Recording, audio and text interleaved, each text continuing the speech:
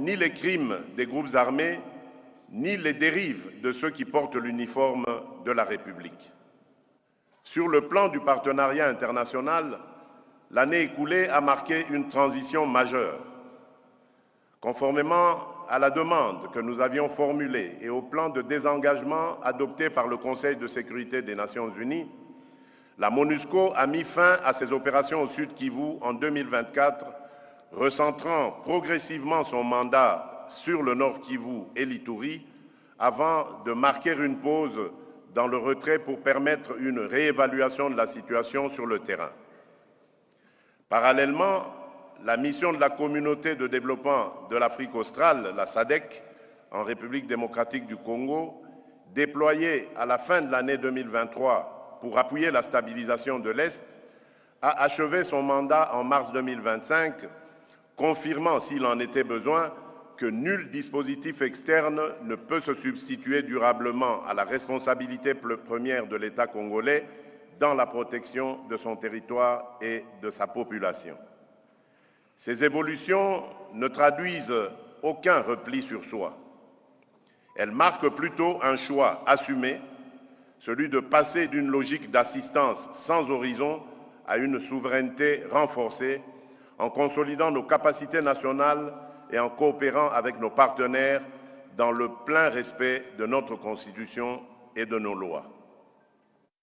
Sur le front diplomatique, la République démocratique du Congo n'a cessé de porter avec constance la vérité de ce qui se passe à l'est de notre pays. Cette démarche a trouvé un écho favorable au sein de l'Union africaine. Par la voix de son Conseil de paix et de sécurité, l'organisation continentale a dénoncé sans équivoque les exactions de l'AFC M23, des ADF, des FDLR et d'autres groupes armés et a réaffirmé l'exigence du retrait immédiat de toutes les forces étrangères présentes sur notre territoire sans l'accord des autorités légitimes de la République.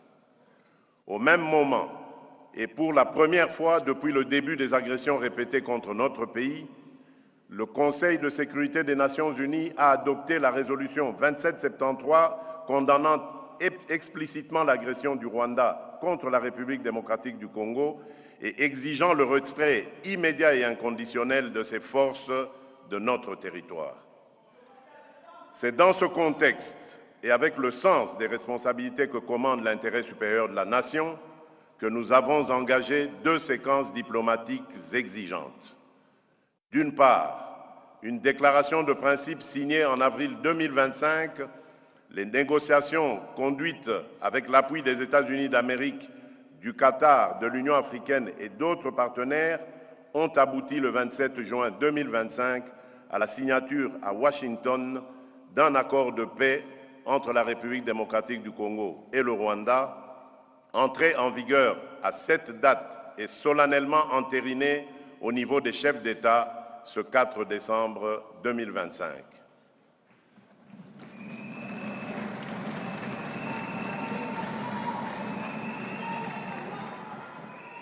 Adossé à la résolution 2773, cet accord entérine le retrait des troupes rwandaises de notre territoire, le démantèlement des groupes armés étrangers, y compris les FDLR, la mise en place d'un mécanisme conjoint de sécurité chargé de superviser l'exécution, ainsi qu'un cadre d'intégration économique régionale qui ne saurait être mis en application qu'à la condition sine qua non que la sécurité et la souveraineté de la République démocratique du Congo soient pleinement garanties.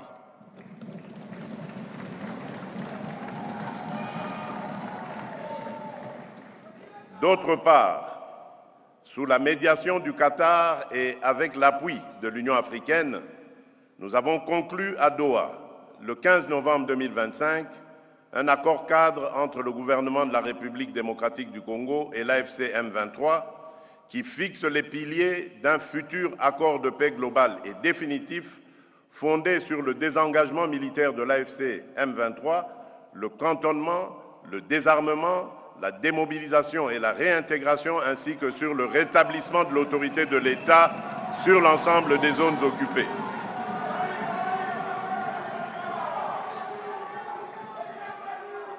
Permettez-moi d'être parfaitement clair.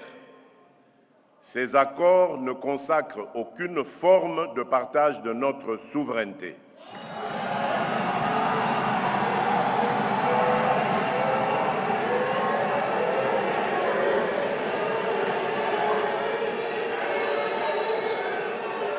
Je disais,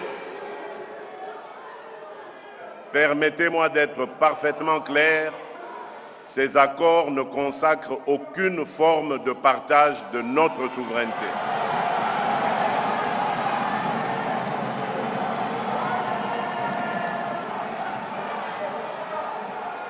Ils ne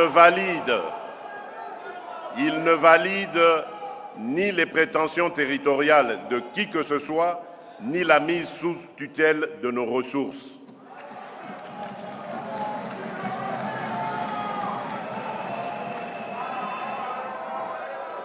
Il ne saurait non plus être interprété comme une amnistie déguisée des crimes perpétrés contre notre peuple.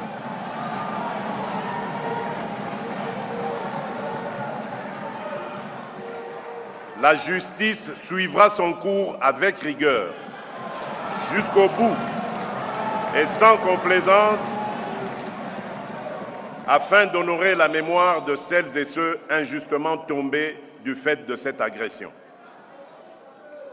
Nous assumons ces accords comme des leviers stratégiques au service d'une paix juste et vérifiable, non comme une concession, mais comme l'expression d'une volonté ferme de conjuguer l'efficacité de notre défense à la puissance de notre action diplomatique. 4 priorités s'imposent désormais à notre action.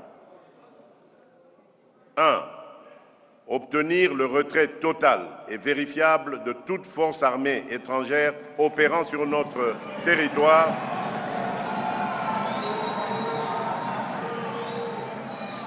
qu'elle soit officielle ou dissimulée derrière des groupes relais. 2. Couper les circuits financiers et logistiques de la violence en éradiquant l'exploitation illicite de l'or, du coltan, du cobalt et d'autres ressources,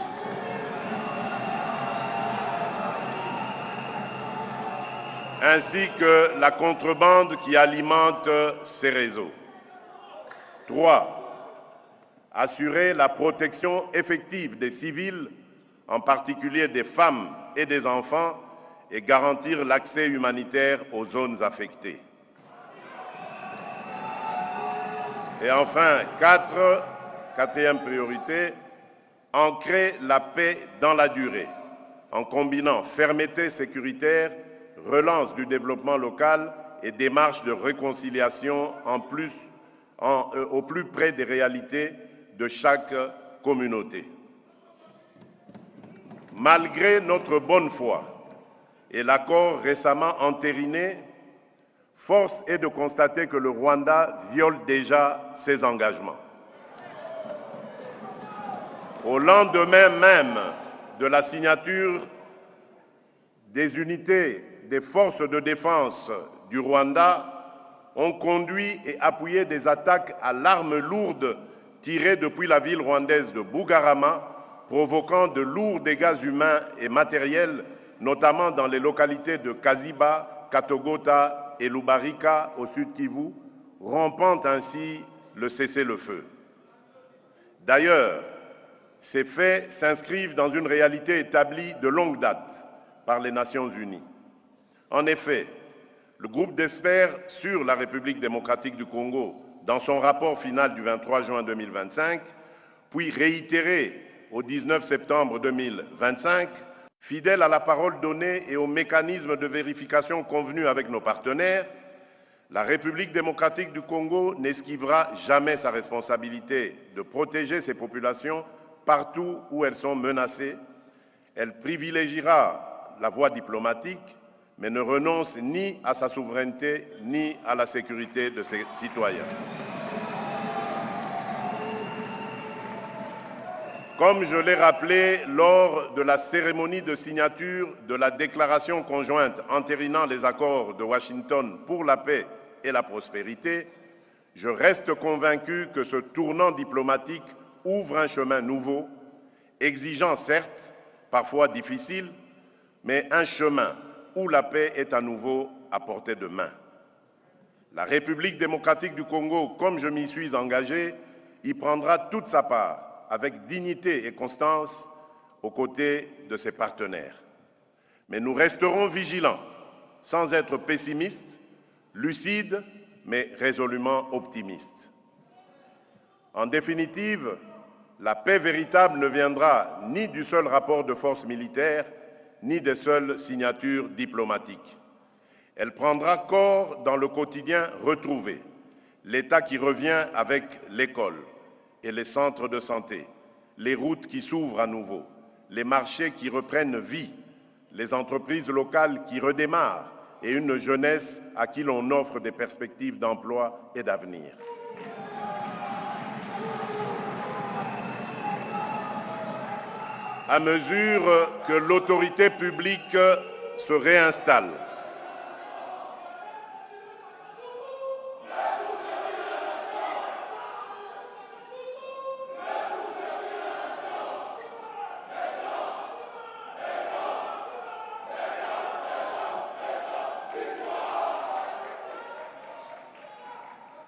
À mesure que l'autorité publique se réinstalle, notre cap est sans équivoque.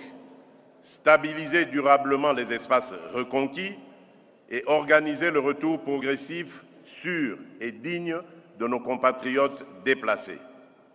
La reconstruction de l'Est sera à cet égard l'un des axes les plus déterminants de notre action. Tant qu'un seul village, tant qu'un seul quartier, tant qu'une seule colline de ce pays restera sous la menace des armes illégales, je considérerai que notre tâche n'est pas achevée.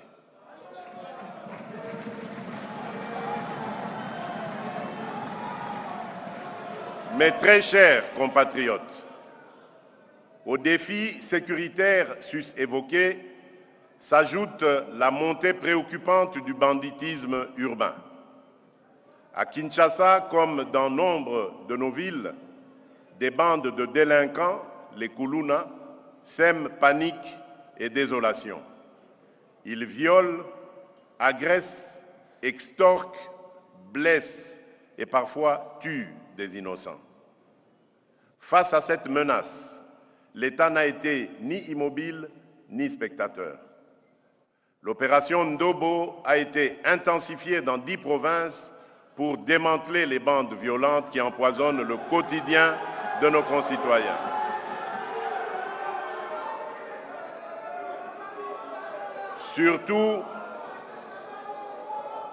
Surtout, nous avons engagé une gouvernance sécuritaire de proximité fondée sur l'écoute des populations et la responsabilisation des autorités locales. Des comités provinciaux et locaux de sécurité sont déployés et vulgarisés de Kinshasa au Congo central, du Haut-Katanga à la Tchopo. Plus de 4500 membres, autorités administratives, élus, forces de défense et de sécurité, société civile, ont déjà été formés pour élaborer dans chaque entité des plans de sécurité adaptés aux menaces du terrain. Afin de doter la police nationale des moyens de sa mission, j'ai promulgué le 1er juillet 2025 la loi de programmation de la réforme policière pour 2026 à 2030. Elle prévoit sur 5 ans l'acquisition d'équipements adaptés, le recrutement et la formation de 90 000 nouveaux policiers, la mise à la retraite progressive de 10 000 agents et un vaste... À travers l'accès à l'électricité, des territoires lointains vivent à nouveau le retour de l'État comme garant du bien-être commun, conformément à la vision du président de la République, chef de l'État, son Excellence M. Félix Antoine Tshisekedi. Dans sa démarche d'équité énergétique, l'ANSER étend progressivement ses interventions sur l'ensemble du pays, en accordant une priorité aux zones les plus touchées par la précarité énergétique. Dans l'espace Grand Équateur, sous l'égide du ministre des Ressources hydrauliques et de l'électricité, son Excellence Aimé Molendo Sakombi, 2 centrales solaires photovoltaïques sont développées simultanément. À Bongandanga, dans la province de la Mongala, à Basankusu, dans la province de l'Équateur. Ces projets marquent une étape importante dans l'accès à l'énergie moderne dans ces territoires. Accompagnant la mise en œuvre sur le terrain, le directeur général de l'ANSER, M. Cyprien Mussimar, fait état d'un niveau d'avancement significatif.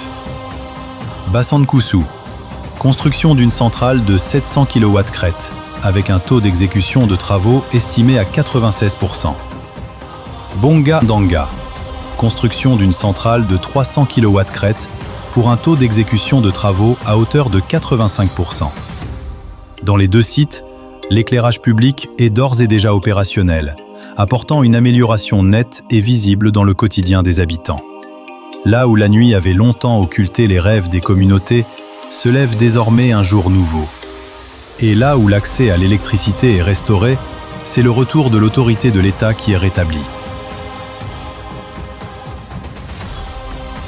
ANSER, pour un nouveau jour sur la RDC.